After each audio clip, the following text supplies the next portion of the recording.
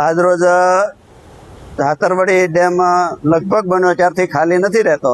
આ ડેમમાંથી રાજુલા, જાફરાબાદ અને 13 ગામના ખેડૂતોને પાણી મળે છે। એમાં રાજુલા, જાફરાબાદને પીવાનું પાણી મળે છે અને 13 ગામના ખેડૂતોને સિંચાઈનું પાણી મળે છે।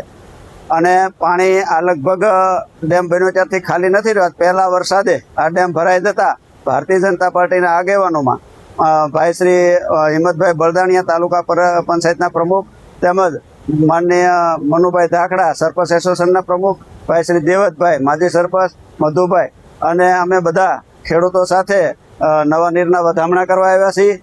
અને બીજી સરકારશ્રીમાં અમે રજૂઆત કરેલી છે અને અમારી માંગણી છે કે આ ડેમ જો ગેટ પડી ગયા, 2 મીટરના ગેટ હતા, પડી ગયા, ત્યાર પછી આ જો 2 ફીટ ઊંચો લેવામાં આવે તો પાણીનો ઘેરો વધે, જમીન સંપાદન કરવી પડે એમ નથી અને ખેડૂતોને વધારે ફાયદો થાય। બહોળી સંખ્યામાં સિંચાઈનો લાભ મળે અને 2 નગરપાલિકાને પીવાનો લાભ મળે।